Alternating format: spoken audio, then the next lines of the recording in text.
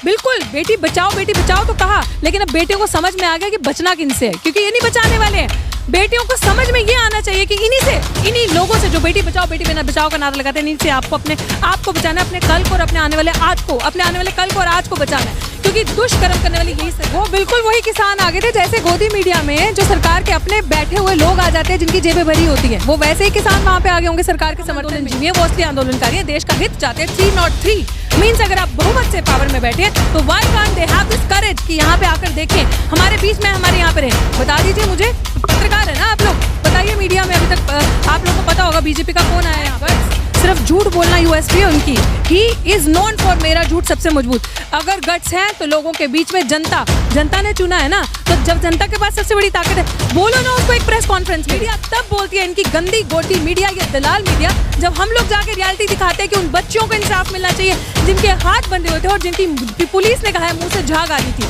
आप पोस्टमार्टम नहीं करते हैं, हम बोल रहे हैं आपको हृदय में दिल ही नहीं है। 56 इंच नकली इंसान, 56 इंच का दिल क्या पत्थर का रख के बैठे हो? इंसान भी हो आप।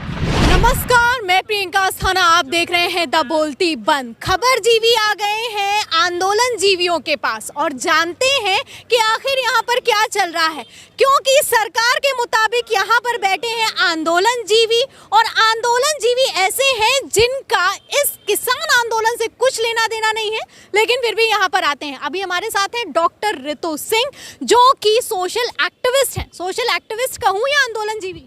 आंदोलन जीवी कहिए, बहुत अच्छा कॉम्प्लीमेंट है हमारे लिए। We have actually taken it as a compliment. Reason शुक्र कीजिए एक ऐसे इंसान ने जो हर प्रोटेस्ट को, हर चीज़ को ख़राब करता है, उसने आपको अपने मुंह से पाकिस्तानी नहीं कहा, खालिस्तानी नहीं कहा, आंदोलन जीवी कहा। मान लीजिए उनका कहना यह है कि हम टुकड़ों पे पलने वाले हैं। वो क्या करते थे 2014 से पहले? अगर आप ऐसे इंसान की पूरी यूएसपी देखें तो आंदोलन ही थी, और 2014 से पहले अगर इनकी सरकार में जो औरतें बैठी हैं उनकी यूएसपी देखें तो गला सबसे ज़्यादा उन्हीं के, आज सिस्टम में जो औरतें बैठी है गवर्नमेंट में, वही अपना गला फाड़ती आई हैं। तो बेहतर है, मतलब आई हैव तो कम्प्लीटली टेकन दिस आंदोलन जीवी एज ए कॉम्प्लीमेंट। जी, आप आंदोलन जीवी को कॉम्प्लीमेंट ले रही हैं, लेकिन किसानों को तो अच्छा नहीं लगा, जमात कहा गया अच्छा नहीं लगा।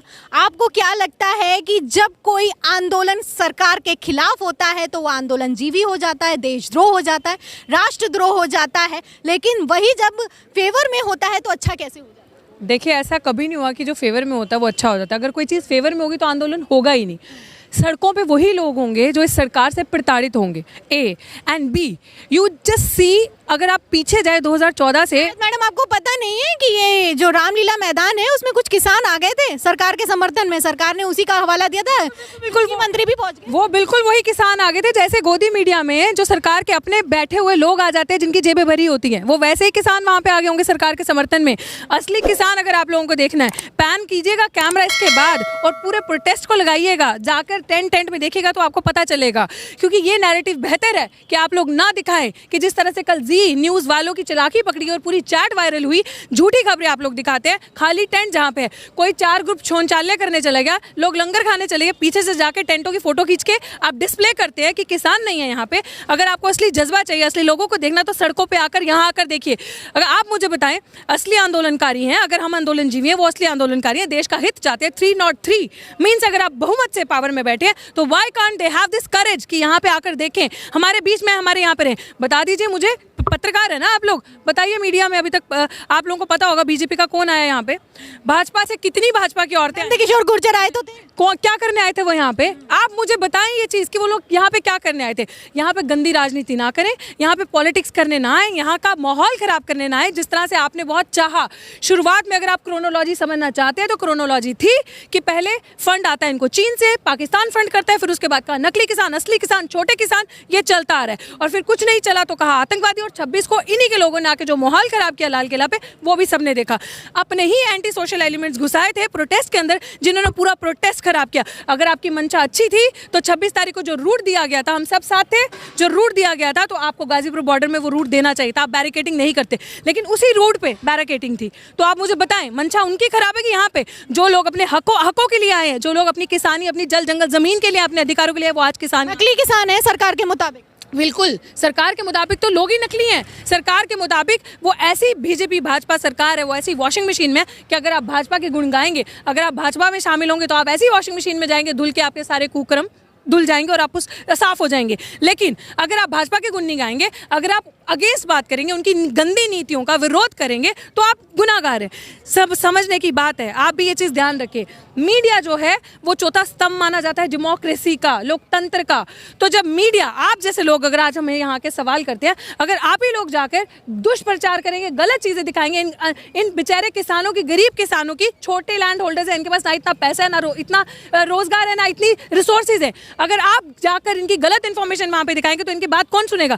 क्या मीडिया का, आप लोगों का ये काम है यहाँ आकर गलत इन्फॉर्मेशन देना, लोगों को बरगलाना? क्योंकि टीवी मीडिया वो नेशनल मीडिया है, लोग अधिकतर नेशनल मीडिया पे डिपेंडेंट। नेशनल मीडिया के मुताबिक गाजीपुर बॉर्डर खत्म हो चुका है, नेशनल मीडिया के मुताबिक चक्का जाम जो हुआ वो विफल था, नेशनल मीडिया के मुताबिक जो कल रेल रोकी गई वो भी विफल था, नेशनल मीडिया ने ये आंदोलन नकली असली में बांट दिया। क्या कहेंगे? जैसे नेशनल मीडिया आज दिन तक 2014 के बाद हिंदू मुस्लिम में बांटती है, दलित आदिवासी पिछड़े में बांटती है, उनका काम ही है नफरत फैलाना और नफरत बांध के एक डिक्टेटर बैठा हुआ है सत्ता में, जो लोगों को बांट के जातियों में, धर्मों में राजनीति करता है।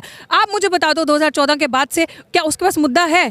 क्या आप पूछेंगे प्रधानमंत्री को, है हिम्मत, है गट्स? सिर्फ झूठ बोलना यूएसपी है उनकी। ही इज़ नोन फॉर मेरा झूठ सबसे मजबूत।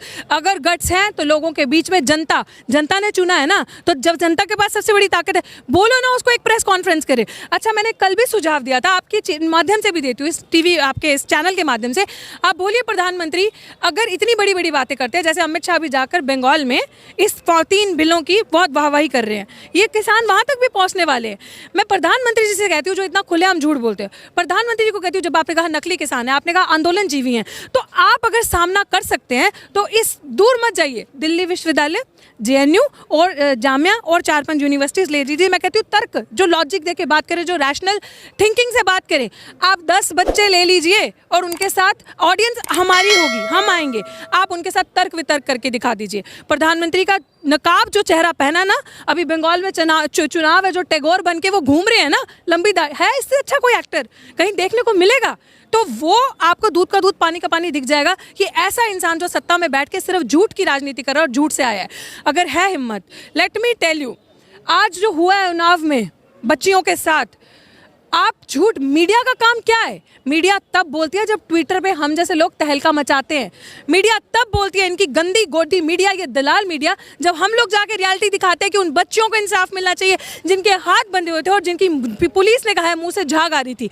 आप पोस्टमार्टम नहीं करते हैं, हम बोल रहे हैं आप उसको शिफ्ट कर दीजिए। बेटी बचाओ बेटी पढ़ाओ, वही मैं कह रही हूँ, बेटी बचाओ बेटी पढ़ाओ। बेशर्मों का ये जो नारा लगा, कौन बचाएगा, कौन बचाएगा? बिल्कुल, बेटी बचाओ तो कहा, लेकिन अब बेटियों को समझ में आ गया कि बचना किनसे है, क्योंकि ये नहीं बचाने वाले हैं। बेटियों को समझ में ये आना चाहिए कि इन्हीं लोगों से जो बेटी बचाओ बेटी बचाओ का नारा लगाते हैं, इनसे आपको अपने आप को बचाना है, अपने कल को और अपने आने वाले आज को, अपने आने वाले कल को और आज को बचाना है, क्योंकि दुष्कर्म करने वाली यही सरकार।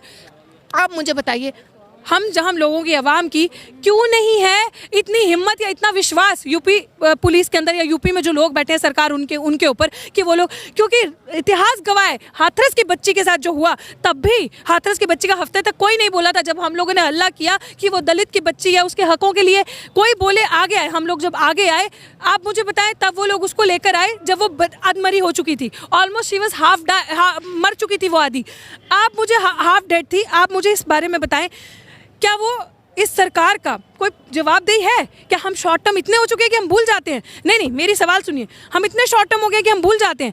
वो बच्ची का वो जायज़ था? आप सब बताएं, आप सब डिफरेंट मजहबों से होंगे, डिफरेंट जातियों से होंगे, अलग अलग जगहों से होंगे, आप मुझे बताएं क्या वो जायज़ था जो हाथरस की बच्ची को पुलिस स्टेशन के अंदर आधी रात को पुलिस ने जला दिया?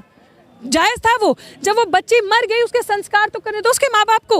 अभी उन्नाव में जो 3 बच्चियां मरी, हम रिक्वेस्ट कर रहे हैं कि आप जो दूसरी बच्ची जो बची है उसको शिफ्ट कीजिए एम्स के अंदर। Why can't you have a courage to do that? Because आपकी मंशा में खोट है। आपको पता है कि आप अपने ही लोगों को बचा रहे हैं जिन्होंने वो दुष्कर्म किया। आप दहशत फैलाते हैं, आप स्टूडेंट एक्टिविस्ट को जेल में बंद करके दहशत फैलाते हैं कि लोग डर जाएंगे। आप ऐसे इनोसेंट्स पे केसेस ठोकते हैं और उनको जेलों में रखते हैं, उनको प्रताड़ित करते हैं और गंदी लैंग्वेज यूज़ करते हैं कि लोग डर जाएं। आप इन किसानों को, जिनके आधे से ज़्यादा बच्चे आर्मी को सर्व कर रहे होंगे और ये यहाँ पर सड़कों में बैठे हैं, आप इनको ले जाकर हवालात में रखते हैं, खालिस्तानी कहते हैं नहीं, और उसके साथ इनको ले जाकर, कुछ ऐसे किसान थे हमारे जिनको जेलों में रखा, अब शब्द इस्तेमाल किए, उनके पूरे कपड़े उतार दिए। क्या ये सरकार, क्या दिल्ली पुलिस अपना कर्तव्य निभा रही है? मतलब किस पे बेटियां सुरक्षित नहीं, किसान सुरक्षित नहीं, किसको सुरक्षा दे रही है सरकार? सरकार सिर्फ सुरक्षा दे रही है अपने आप को, अपने वोट बैंक को और अपनी वोट बैंक की गंदी राजनीति को। क्योंकि सरकार जिसकी सुरक्षा सबसे बड़ी चीज़ समझिए, जो इन एजेंट, ये सरकार नहीं है, ये एजेंट बन के आई है सिर्फ कॉर्पोरेट घरानों की। और कॉर्पोरेट घरानों के जो बहुत पॉपुलर नेम्स हम लेते आए हैं अभी तक, अंबानी, अडानी, ये उनकी है। वो जैसा चाहते हैं ये नचा सकते हैं, वो जैसा वो कर रहे हैं वो नचा रहे हैं। मैं सिर्फ बार बार यही बात कहना चाहूँगी, ये किसान आज घर चला जाएगा, रात को घर चला जाएगा। मोदी जी को क्या दिक्कत है एमएसपी को एक लॉ बनाकर देने के लिए, लिख कर देने के लिए एक लाइन? था है और रहेगा, कह दिया। था है और रहेगा। सबसे कहते हैं ना, मोदी जी का झूठ सबसे मजबूत, कोई विश्वास नहीं करेगा उनके झूठ पर। और ये जनता को जैसे 2 करोड़ रोजगार दिए, ये जनता को जैसे 15 लाख दिए, ये जनता का सीएम से पीएम जो बने, कर्ज माफ करते करते सीएम से पीएम बन गए। पूरी दुनिया ने, पूरी जनता ने और अब किसानों ने देखा है उनका असली चेहरा। और अब जो देश में हो रहा है 80, 90, पूरा 100, किसका? डीजल का दाम चढ़ गया, कुकिंग ऑयल का दाम चढ़ गया, गाड़ी के आगे खड़ी है, दाम चढ़ गया, पेट्रोल का दाम चढ़ गया। तो आप मुझे बताएं कि इस सरकार पे कैसे? पेट्रोल पर पीएम नरेंद्र मोदी का बयान आया है कि अब आप इस पे डिपेंडेंसी हटाइए, आप गाड़ी के आगे खड़ी हैं, अब आप गाड़ी से नहीं चल सकती हैं, आप साइकिल से चलिए, इको फ्रेंडली होइए। मैं मैडम कह रही हूँ कि गाड़ी से क्या, एक दिन ऐसा ना आ जाए प्रधानमंत्री आपको बोले कि जो कपड़े पहने हैं वो उतारिए और पत्तों में चलिए। ये भी ऐसा वक्त आ सकता है। खाना भी महंगा हो रहा, खाना भी छोड़ दें। खाना महंगा हो जाएगा, खाना भी छोड़ दीजिए। क्योंकि वो लाला रामदेव जी की आपने वीडियो देखी होगी, जो वो कह रहा, एक टाइम पे वो कह रहा था 35 रुपए का पेट्रोल देगी सरकार, और अभी वो ये बात कहते हैं कि अगर सरकार 35 रुपए में पेट्रोल दे रही तो कोई बात नहीं, अभी महंगा हो गया, हमें वक्त के हिसाब से चलना है, वक्त को देखते हो। तो क्या हो गया, आप ही का तो देश है, आप ही को तो ऐसी ही बातें गुमराह करेंगे आपको, ऐसी ही बातों में आपको फंसाएंगे। अगर आप लोग आज नहीं समझे और आंदोलन से जाकर किया हर हर मोदी, घर घर मोदी, तो बुरा वक्त आपका आने वाला है। अच्छे दिन जो कहते थे ना, वो बुरा वक्त आप अपना खुद ही ले आओगे अगर आप अभी भी इनकी गंदी राजनीति नहीं समझे। मैं मीडिया के माध्यम से बोल रही हूँ, लेकिन मैं आप लोगों को ये चीज़ समझा रही हूँ, आप लोगों को ये चीज़ समझने की जरूरत है। अवाम, आपका वोट जो है वो सत्ता को पलट सकता है। आप अपने वोट की कदर कीजिए। एक वोट, एक वैल्यू। आपने जो 303 इनको सरकार में बहुमत में बिठाया है ना, आप ही के हाथ में लोकतंत्र, आपका संविधान आपको ये हक देता और इजाज़त देता है। आपसे मजबूत इस देश में कोई नहीं है। आपके पास सारी ताकत है। आप ही से बनती है पुलिस, आप ही से बनती है आर्मी, जवान, आप ही से बनते हैं इस देश की सरकार। तो आप चाहें ना तो तख्ता पलट कर सकते हैं। क्योंकि ऐसी तानाशाह सरकार को, ऐसी डिक्टेटर सरकार को जो ये दिखाती है कि हम हुक्मरान हैं, हमारे से ऊपर कोई नहीं, हमारे से नीचे कोई नहीं, हमने जो कह दिया वही होकर रहेगा, जिनको आवाम का दुख नजर नहीं आता, चाहे वो सीए एनआरसी का आंदोलन था, चाहे आज किसानों का आंदोलन है, चाहे वो स्टूडेंट्स की फी हाई का आंदोलन था जेएनयू की, चाहे वो डीयू के टीचरों का आंदोलन था, जब टीचरों को निकालने के लिए कह दिया था। जब इस सरकार के हृदय में दिल ही नहीं है, 56 इंच नकली इंसान, 56 इंच का दिल क्या पत्थर का रख के बैठे हो? इंसान भी हो आप। एक संविधान है हमारे देश में जो फ्रीडम ऑफ एक्सप्रेशन, आज़ादी देता है आपको बोलने की, अपना बात रखने की, वॉइस ऑफ जेल ना चली जाए, आप ज़्यादा बोल रही हैं। बिल्कुल बिल्कुल। कितनी जेलों में भरोगे? सब जाने के लिए तैयार है, सब जाने के लिए तैयार है। कितनी जेल, इनकी जेलें कम पड़ जाएगी। मोबाइल लोकेशन से नोटिस जा रही है। वो that's what I am telling. ये जो जेल का डर है ना, ये हम जैसे लोगों को तो बिल्कुल दे ही मत, राइट? क्योंकि we are saying nothing which is unconstitutional, जो संविधान हमें इजाजत नहीं देता। हम संविधान को प्यार करने वाले लोग हैं, हम अपने लोकतंत्र को प्यार करने वाले लोग हैं, क्योंकि हम उन परिवारों में से आते हैं जिनके घर के लोग शहीद हुए थे देश की आज़ादी में। मेरे ग्रैंड पेरेंट्स, अगर मेरी हिस्ट्री देखी जाए, इन सबकी होगी। हमारे लोगों ने अपने जान दिए हैं, अपनी जानें, अपने सिर कटवाए हैं देश की आज़ादी के लिए। सो हमारा इतिहास वो है। इनकी तरह ना ही तुम सावरकर की औलादे हैं, तो ना ही तो हमारे इतिहास ऐसे रहे हैं कि जो हम जिन्होंने हमारे गांधी जी को, क्या नाम है उनका, गोडसे, ना ही तो हम गोडसे को मानने वाली औलादे हैं कि जो ऐसे बापू को गोली मार कर और उनके वो समर्थन करते हैं और ऐसे बापू को गाली देते हैं। हम वो लोग नहीं हैं। तो सुना आपने हमारे साथी रितु सिंह, जो कि सोशल एक्टिविस्ट है, उन्होंने दमदार अपनी बातचीत रखी कि शहीद हुए हैं इस देश के लिए और अपना हक लेकर ही यहाँ से जाएंगे। इस बातचीत पर आपका क्या कहना है कमेंट बॉक्स में जरूर लिखिए। वीडियो को ज्यादा से ज्यादा शेयर करें। स्वतंत्र पत्रकारिता को जीवित रखने के लिए हमारे चैनल को सब्सक्राइब करें। देखते रहें द बोलती बंद, क्योंकि अब देश बोलेगा।